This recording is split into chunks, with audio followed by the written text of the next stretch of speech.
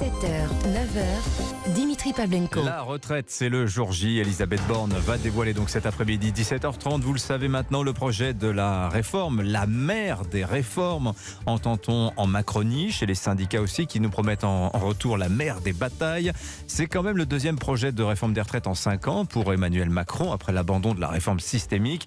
Alors, est-ce que cette fois, le gouvernement va réussir? Est-ce qu'il va parvenir à faire adopter ce recul de l'âge de départ en retraite dont les Français ne veulent pas? Ce serait un tour de force. On en parle ce matin avec nos deux plumes du jour. Bonjour Mathieu Bocoté. Bonjour. Et François Calfon, éditorialiste politique, membre du bureau national du PS. Bonjour François. Bonjour. Bon, je fais un petit topo peut-être pour d'abord poser un peu les grandes lignes de ce que l'on sait de la réforme. On partirait donc sur un report de l'âge légal à 64 ans avec accélération de la réforme Touraine qui date de 2014 et qui prévoit d'augmenter la durée de cotisation de 42 à 43 ans. Sous ce nouveau régime, ça voudrait dire que les Français qui sont nés en 68 seraient les premiers à partir à 64 ans et ce serait donc en 2032. Vous êtes concerné ou pas, François? Je suis totalement concerné, je suis né en 68. Bon. Alors, et à ça se greffe tout un tas de, de mesures pour tenter de corriger les effets inégalitaires, notamment pour ceux qui ont commencé à travailler très jeunes. Partir à 65 ans obligatoire quand vous avez commencé à 16 ou 18 ans, c'est pas tout à fait la même chose.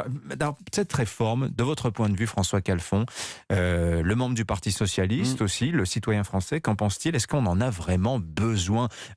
Objectivement, quand on regarde les données budgétaires. Objectivement, au moins dans les 5 ans qui viennent ou 7 ans qui viennent, on n'en a pas besoin. Ça, c'est le corps qui nous le dit. Donc vous vous satisfaites de 12 à 20 milliards de déficit? Est-ce que je peux juste finir une phrase quand même? Parce que pour le coup, moi-même, je suis allé revoir les chiffres du corps parce que tout le monde, y compris votre invité Marc Ferracci, s'en prévalait.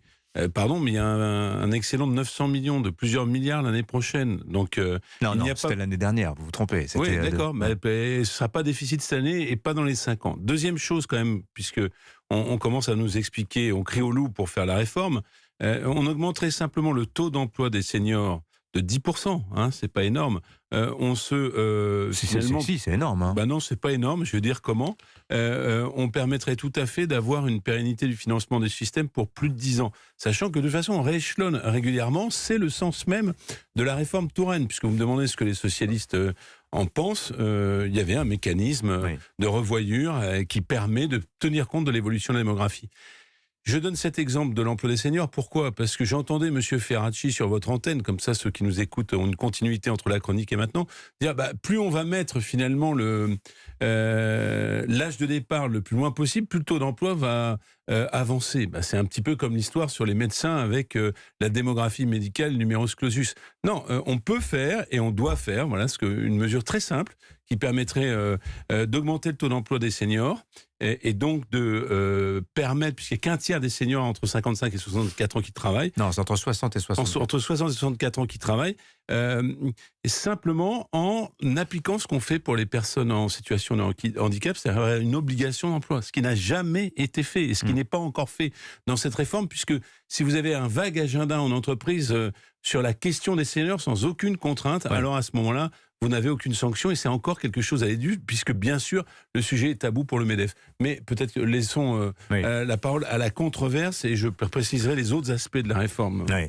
Alors cette réforme, est-ce qu'on en a besoin de votre point de vue, Mathieu Bocoté? Je rappelle, vous n'êtes pas français, vous regardez ça aussi avec un œil extérieur, mais c'est quand même intéressant. Le premier constat que je dois faire, c'est que dans plusieurs sociétés, la mienne notamment, mais pas seulement, la question de la retraite n'est pas une question vraiment politique. C'est une question technique davantage que politique. Elle n'a pas la charge symbolique qu'elle a en France. Donc, quand vient le temps d'ajuster l'âge de la retraite, mais on regarde simplement les données actuarielles, on regarde les données financières, on se dit, qu'est-ce qu'on peut faire, en fait, vu les circonstances nouvelles? Il y a une autre donnée qui est généralement admise dans les autres sociétés occidentales et qui semble, à tout le moins, qui est traitée différemment dans la culture politique française. C'est le simple fait que, puisque nous vivons plus longtemps, eh bien, nous devons travailler plus longtemps. Et qu'on commence la carrière plus tard aussi. Bien sûr. Et on vit dans... Alors, ces données-là devraient, à mon avis, de ce point de vue, et rarement me suis-je senti aussi étranger dans un débat public français que sur celui-là. Eh bien, sur cette question, puisqu'on vit plus longtemps, qu'on commence la carrière plus tard, on devrait donc travailler plus tard, tout simplement. Or, apparemment, cette espèce de calcul simple n'est pas accepté comme tel. Alors, je vois dans le débat public, certains disent, 64 ans, c'est un petit pas déjà, et un petit pas, c'est toujours mieux que la stagnation, ne rien faire. J'entends. Mais quand on regarde, c'est vraiment quand on compare avec les autres pays européens, quand on voit que dans plusieurs cas, c'est non seulement 65, mais 67, quand dans plusieurs cas, il y a des mesures libérales, pour le dire ainsi, qui permettent d'étendre toujours l'âge de la retraite pour l'emploi des seniors d'une manière ou de l'autre, j'ai l'impression qu'on est devant une retraite qui est assez minimaliste et qui exige pourtant, paradoxalement, un capital politique immense. Oui. Donc, toute cette énergie, toute cette volonté politique pour une retraite qui, dans d'autres circonstances, pourrait passer pour une forme d'ajustement technique. Alors là encore, moi, je ne suis Calfon. pas contre toute réforme des retraites, puisqu'on est pour un départ à 62 ans, mais c'est une sorte de barrière symbolique. L'âge de départ, c'est profondément inégalitaire. Parce qu'en réalité, il faut prendre, c'était le sens de la réforme Touraine. Attendez, il y a deux choses. Moi, on va l'aspect inégalitaire, on va pouvoir en parler. C'est important. Mais moi, ce qui me frappe, c'est qu'il y a cette... Ça favorise, si vous voulez, les cadres, pour parler simplement, qui sont rentrés tardivement sur le marché du travail, et ça défavorise ceux qui rentrent précocement sur le marché du travail. Alors, vous avez vu sachant que le gouvernement... l'espérance de vie en bonne santé est très différente suivant qu'on soit puissant ou misérable, suivant qu'on soit ouvrier au cadre supérieur. Donc, vous avez raison. Et d'ailleurs, le gouvernement... Prendre la réforme par ce bout-là, c'est tout à fait inégalitaire et scandaleux. Il faut quand même que les choses soient dites. Mais pour l'édification complète de nos auditeurs, je précise que ce matin, dans le journal Les Échos, il nous dit que, semble-t-il, des mesures de correction de ces effets inégalitaires que vous soulignez à juste titre sont prévues. Il sera par exemple possible de partir jusqu'à 4 ans avant l'âge légal si vous avez commencé à bosser avant 18 ans et jusqu'à 6 ans si vous avez commencé avant 16 ans, alors à condition d'avoir tous ces trimestres, etc. Dieu merci, les gens n'ont pas de mémoire, parce que qui est-ce qui a... Nous avions mis en place des critères de pénibilité.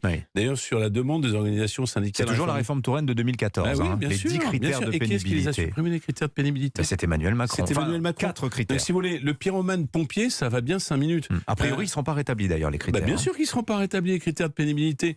Donc, si vous voulez, on essaie de nous faire passer une réforme. Bien sûr que la réforme des retraites, elle est permanente. Et c'est là où je vous suis. Elle est technique, suivant les évolutions de la démographie et de l'économie. Mais enfin, on essaie de nous faire passer une réforme qui est profondément injuste. D'ailleurs, c'est pour ça... Mais vous dites que ça passe pour une régression sociale, parce qu'on aurait une sorte de nostalgie de la retraite à 60 ans, de Mitterrand en 81. Personnellement, moi, j'en ai pas. Non, c'est une question que je vous pose. Non, mais vous avez raison d'en poser. Il y a une certaine gauche qui dit retournons à la retraite à 60 ans. Moi, je suis pas contre. Mais la vérité, c'est que entre le moment où celle-ci était à 60 ans et maintenant, l'espérance de vie a augmenté de 8 ans, et que ce fameux rapport entre le nombre d'actifs et le nombre de retraités s'est dégradé. Mais il y a derrière ça, pour une certaine gauche, j'entends pas pour l'ensemble de la gauche, mais pour une certaine gauche, il y a toujours cette idée que le travail est nécessairement aliénation, que le travail est nécessairement une part de l'existence qui est toxique. Quand vous dites une certaine gauche, Mathieu Bocoté, on peut préciser la France insoumise, la gauche plus radicale. Il y a une gauche de gouvernement qui n'est plus dominante à gauche aujourd'hui, ou alors qui est intégrée à la Macronie, qui sait faire des calculs élémentaires. Mais pour une certaine gauche, le travail, qui est pétri dans une forme de paléo-marxisme, le travail demeure aliénation. Le travail est fondamentalement aliénation. On aborde le travail comme si on était encore au temps de la culture des mines ou des usines les plus toxiques du 19e siècle. Or, le travail, quoi qu'on en dise, ne peut pas être abordé simplement à travers cette espèce de lunette paléo-marxiste. Le travail est aussi lieu d'émancipation, et pas simplement parce qu'on fait un travail tout à fait formidable, joyeux. Je suis assez d'accord avec vous, mais pour le coup, cette réforme-là, c'est bien le problème. C'est qu'il peut être émancipation, il l'est, et c'est bien heureux, mais il est aussi aliénation. Attendez, je termine ma phrase. Aussi aliénation encore. Et ceux qui sont les plus défavorisés dans cette réforme sont précisément ceux qui vivent encore le travail comme une aliénation. J'entends, mais même, alors vous me permettrez cette espèce de considération de moraliste un peu à l'ancienne, mais même lorsque le travail est pénible, il permet quand même d'être maître de sa propre vie. Or, s'il y a quand même cette idée un peu étrange qu'il faut toujours ramener à la baisse l'âge de la retraite, il fallait en d'autres temps diminuer le nombre d'heures travaillées dans la semaine. Tout ça correspond à un rapport au travail qui est inadéquat dans le siècle qui est le nôtre, et quand vient le temps par ailleurs de financer les retraites, il est complètement inadéquat. J'ai une question importante à vous poser, mais juste 2 données quand même pour être clair avec les auditeurs qui nous écoutent, puisqu'on parle de cette réforme des retraites. Les cotisations, il faut savoir qu'elles sont fléchées vers les caisses des retraites. Vous avez eu cette erreur de communication de dire ça financera c'est plus qu'une erreur, ça a été fait par le président de la République lui-même. Voilà. Mais c'est une obligation juridique, les cotisations en retraite, ça va dans les caisses de retraite, donc ça c'est clair. Le taux de chômage au moment de la retraite aussi, parce qu'on entend beaucoup de bêtises. La réalité, c'est 10 à 12% de chômeurs au moment de la retraite. Mais c'est vrai que vous en avez beaucoup à 62 ans qui sont déjà en retraite. Il ne faudrait pas les confondre avec des chômeurs. La question que je me pose maintenant, elle est très importante, c'est est-ce que cette réforme, elle est juste? Je vous pose cette question-là parce que j'apprends dans les Échos ce matin qu'en fait, elle va être totalement reposée, et c'est vrai, regardez bien, les efforts de comblement de déficit vont reposer entièrement sur les seuls actifs et pas du tout sur les retraités. Ils sont complètement épargnés par cette réforme, alors qu'ils en seront quand même les bénéficiaires. Ça pose pose quand même François une Calfon. question dans la sauvegarde du système de retraite par répartition, c'est est-ce qu'on assoit toute notre protection sociale sur le travail, et de fait, on ne l'assoit plus, puisqu'il y a quand même cette petite chose qui a enflé jusqu'à avoir un rendement supérieur à l'impôt sur le revenu, qui est la CSG, la contribution sociale généralisée. Oui. Elle l'est vraiment avec des taux tout à fait importants. Mais c'est vrai qu'on peut Invention pas... socialiste. Pardon ? Invention socialiste, je C'est rappelle. vrai, c'est vrai. Et invention socialiste qui n'aurait pas dû croître Ouais. de cette façon-là. Mais c'est une belle invention fiscale. Ça, en d'un point de France, vue c'est la seule fiscaliste, chose qui marche. Ouais. Je parle sous le contrôle. Ah bah la TVA, de notre la ami CSG, québécois, c'est invention française. la levée de l'impôt. Il y a peu de trous dans. Mais Ouais. la CSG touche tout le monde. Et d'une certaine manière, il est vrai que socialement. Oui, mais on aurait pu faire financer une partie de la réforme des Je retraites vais jusqu'au bout. par la CSG, Et donc comme les je ne retraités. suis pas qu'un militant politique, je peux être aussi commentateur et un esprit libre. Il est vrai que socialement, que les transferts. Donc le militant finalement, politique n'est pas libre, si je vous ai bien bah, suivi. parfois, il y a des disciplines, comme je vous partout. taquine. Poursuivez. Il est vrai que les transferts intrafamiliaux entre les grands-parents et les petits-enfants, Mhm. ils pourraient relever aussi de la solidarité nationale. Ce ne serait pas complètement délirant, surtout quand on voit qu'il y a un certain nombre de jeunes, et ça, on l'a découvert au moment du Covid de manière massive, qui sont concernés par une précarité très forte à l'entrée dans la vie sociale. Non, mais il y a quand même quelque chose qui est frappant, c'est qu'en 2017, Emmanuel Macron n'hésite pas à dire aux retraités on augmente vos CSG pour financer les baisses de cotisations sur les bas revenus. Et là, alors que c'est une réforme des retraites, Emmanuel Macron ne touche pas du tout aux retraités. Est-ce qu'il est devenu conservateur ? En fait, j'ai surtout l'impression qu'il y a une forme de... C'est un bon analyste électoral, finalement. Il y a une catégorie de la population qui pèse exagérément aujourd'hui dans les choix politiques. On pourrait même dire que c'est une génération, en fait, qui aura été... Le fameux modèle social qu'on nous chante, elle en aura profité du premier jour au dernier jour, du berceau jusqu'au tombeau. C'est les boomers, c'est ça ? Bien sûr. Les fameux boomers. Et je ne suis pas d'une culture anti-boomer, je précise. Moi, les boomers, je ne suis pas occupé à les diaboliser tous les jours. Il n'en demeure pas moins que c'est une génération qui aura profité jusqu'au dernier moment du modèle social mis en place, qui le réforme en fonction de ses intérêts, qui dit on va, et là je ne veux pas basculer sur mes obsessions, mais qui dit si pour financer les retraites, il faut augmenter massivement l'immigration, on va le faire, on va changer tout pour conserver notre mode de vie jusqu'au dernier moment. De ce point de vue, dans la mesure où c'est la seule catégorie sociale vraiment protégée, ça relève, moi, je pense, du calcul financier sain qu'un choix politique assez élémentaire. Vous voulez compléter ? Oui. Si vous regardez autrefois, on disait que finalement, le vote LR, c'était tous les cheveux blancs d'une certaine manière. Et le transfert des cheveux blancs dans l'électorat Macron, enfin, je veux dire, il se le partage, parce que quand Éric Ciotti dit le minimum contributif 1 200 euros cheveux blancs pour tous les retraités, y compris ceux qui sont déjà à la retraite, on comprend qu'il considère que sa clientèle électorale est aussi Il y a chez quand les même un retraités. débat social plus large, d'ailleurs, qui aurait pu être posé autrement que dans l'urgence. C'est effectivement ce qui relève de la solidarité nationale et la solidarité intergénérationnelle. Là, elle ne va plus que dans un sens. C'est les actifs vers les retraités. Je l'ai dit de manière pudique, parce que nous avons aussi un certain nombre d'électeurs. Non, mais il faut souligner pour que les choses soient bien claires. Moi, je suis d'accord. Et puis, il y a un deuxième aspect des choses, qui est l'une de mes marottes. Vous avez l'immigration, moi, j'ai cette autre marotte, qui est que les efforts sont inéquitablement répartis entre le travail et le capital sur la contribution aux retraites. Après tout, les cotisations sociales sur le travail ne cessent de peser, alors que la fiscalité sur les entreprises, notamment à travers la flat tax, et je parle des grandes entreprises, pas des PME, TPE, elles ne sont pas mises à contribution. Alors, ça moi, aurait je pu être trouve la flat tax. culotté de Oui. la part... Ça pouvait être un point de cotisation patronale en plus, c'est ce que proposait François Bayrou ce lundi. Vous voyez comme quoi il n'y a pas que des paléo-marxistes qui proposent que les efforts soient équitablement répartis.